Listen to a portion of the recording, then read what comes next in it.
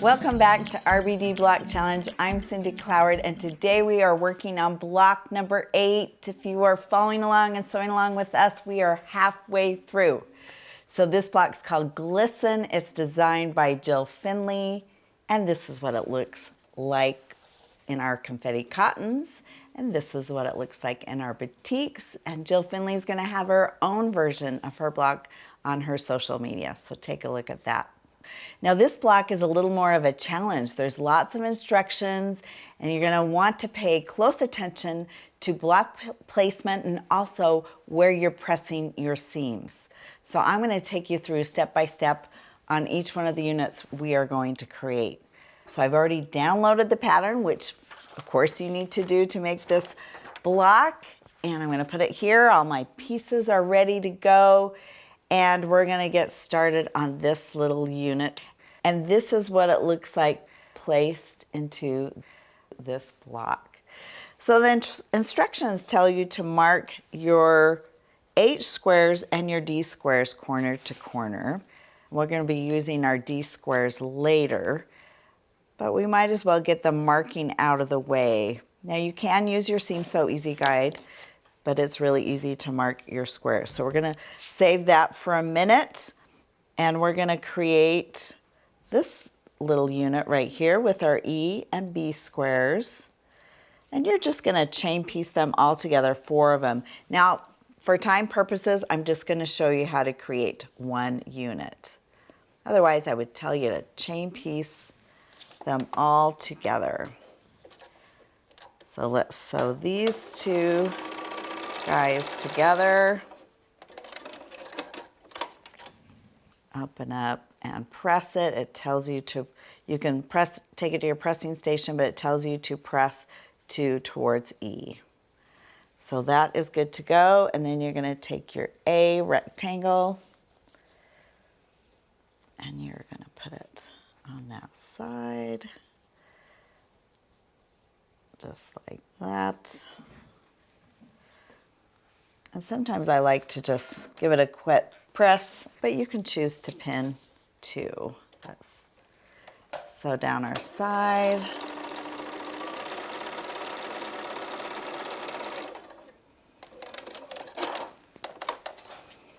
Okay, so the pattern tells you to press this towards this A rectangle. Again, you can take it to your pressing station and give it a good press.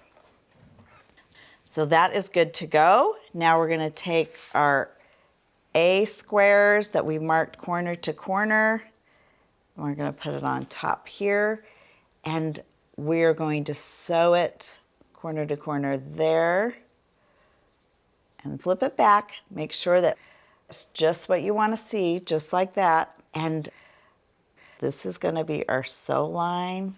Again, we would do this chain piece all together, but since I'm just making one at a time,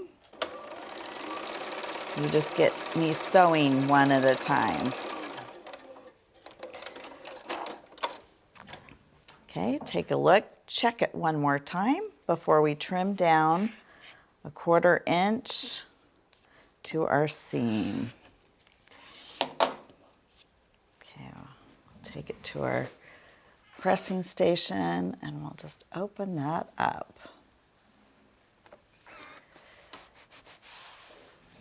Okay, so this unit is finished. I've already made 3 other units, so we'll put them together over here.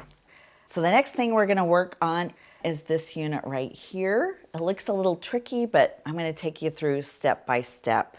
And the first thing we're going to work on is our half square triangles. If you've been following along and sewing along with us, you know how easy they are to do. We're doing the 2 at a time method. So we grab our D, our G, and our F squares, and we've already marked them corner to corner. And we have a quick animation for you for review, and I'll meet you back here with my half square triangles sewn.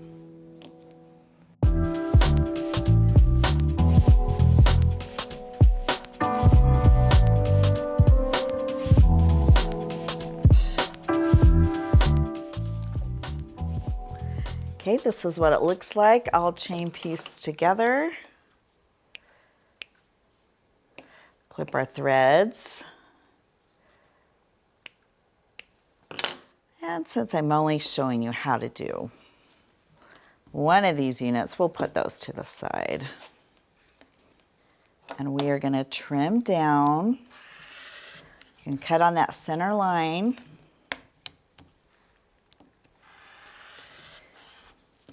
And we're going to take these to our pressing station.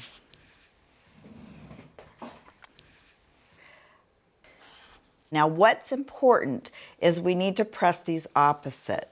So we're going to press the pink towards the white. Again, you're going to have a lot more half square triangles than this, but I'm just doing these two to show you. Make sure you're pressing towards the white on this, and we're going to let them cool off underneath our clapper, which means we're going to press the opposite. So this magenta, we're going to press towards the magenta.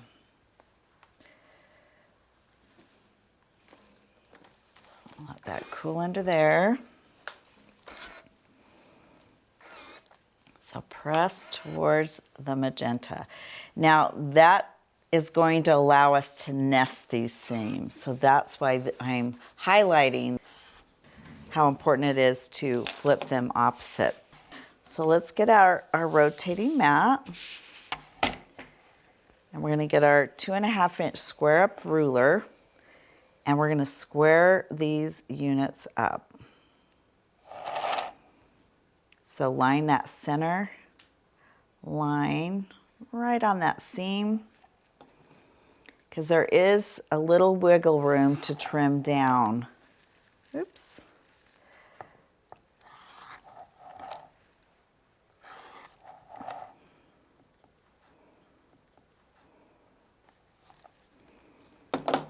Okay, we're all finished with that. Okay, let's get rid of our scraps. And I'm going to work on one unit. Now they're going to come together like this, but we have to do one more thing to them first. We're going to do another stitch and flip method. This is going to go this direction, and this is going to go the opposite, mirror opposite direction. It's really important you get this right. So make sure you've got them positioned just right before you take them to your sewing station. Okay, I think they're good to go. I just want to peek one more time.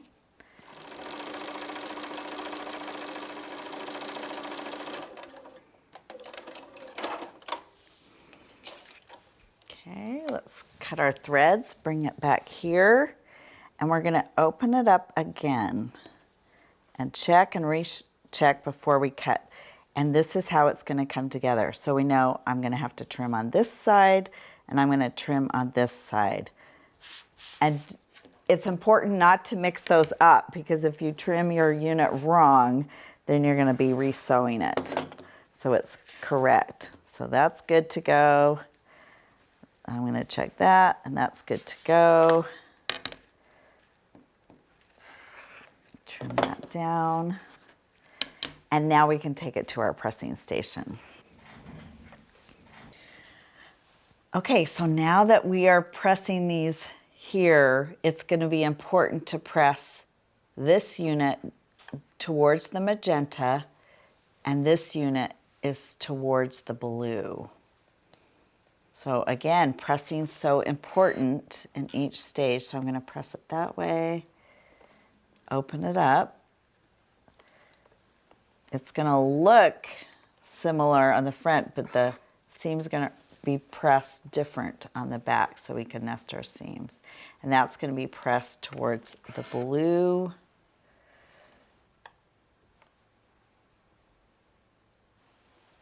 There we go. Let it cool off.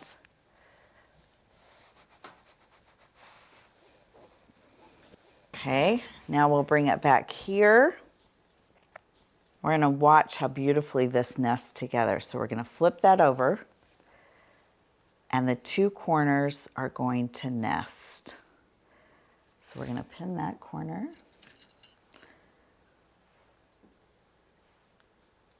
And that corner. And if they're not perfectly square, you might need to get out your trim up ruler and make sure that the units are perfectly square, because we have added that blue portion on. But they are lining up beautifully. They're nesting beautifully. Let's take it to our sewing machine and let's sew.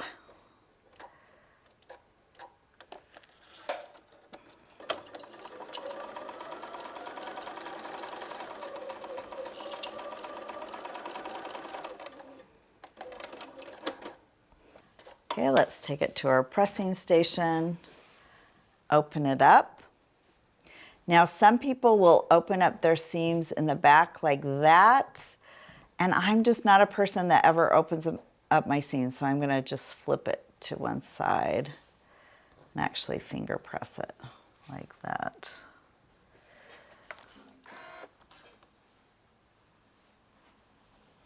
Whatever works for you, you are the boss of your block. And that's what that unit looks like. What you want to see is a really good 1/4 inch from the tip to the outside, the tip to the outside. So when you're sewing these together, you're not going to cut off your point. So we've got this unit done. You just have repeated that 3 other times. And now we take our C rectangle, and it should fit on the top. Now this should be measure 4.5 inches across, which will line up perfectly with your 4.5 inch rectangle.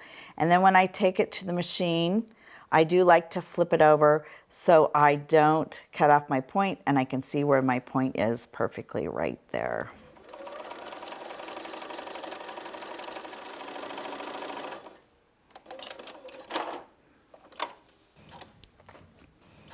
Okay, we can press this unit here, and we're just going to press to the white. And this is what we want to see. That tip, that point right there, just sits on that bottom of that rectangle fabric. All right, we're going to bring this unit here. I'm going to grab all of our other units. I'm going to put these extras to the side. And let's start assembling our quilt block. We've got I in the center. And we've got all of these interesting units around the outside of the center. Make sure they're going the right way.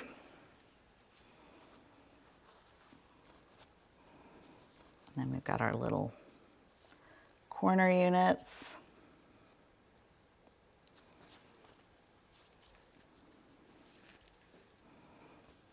We're ready to go. Okay, so we're gonna flip these over. It tells you to do it in rows, and that is perfectly fine to do it in rows, but I'm doing it all together, sewing each of these units together. Let me take it to our sewing machine and let's just sew down the side.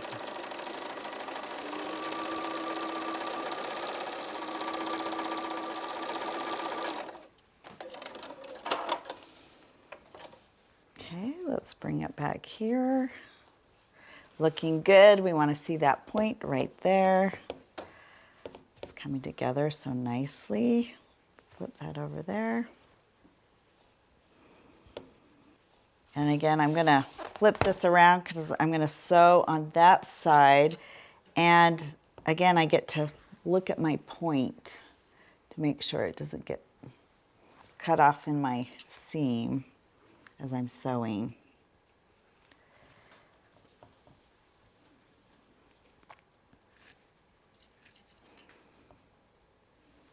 Okay, let's sew.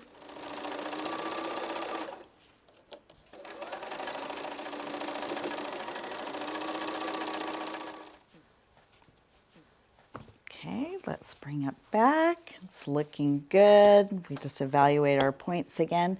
Only 2 more seams. Now, in the pattern, it tells you that the green seams should go towards the center. So that means the outside seams, we're gonna nest beautifully right there and right there. Let's flip it over. Take a look on that side.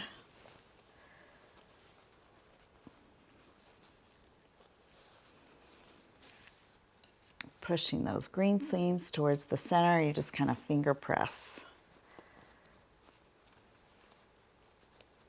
And get our bird pins, nesting those seams.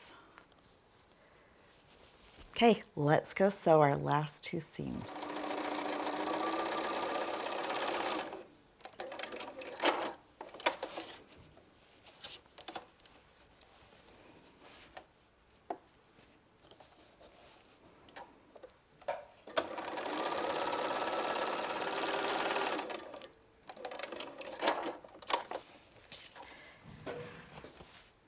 All right, let's take a look. All of our points are looking great. So we're gonna give it a press. We're gonna press all of the seams towards the green square in the center. So we can press it like that. And we're gonna be good to go.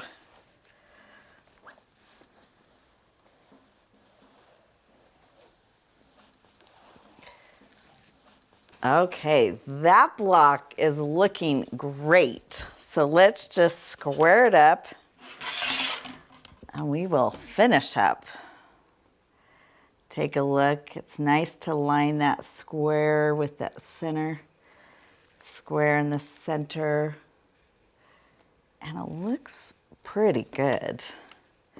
Again, if you're cutting accurately and sewing accurately, shouldn't have to trim much.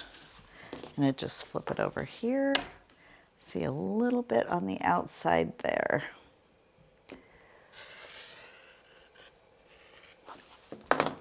All right, and our Glisten quilt block is finished. Again, I can't wait to see what Jill does with her own block. And again, congratulations if you're on block number 8. Next time we're working on block number 9. It's called Woven Together and it's designed by Sue Daly. See you then.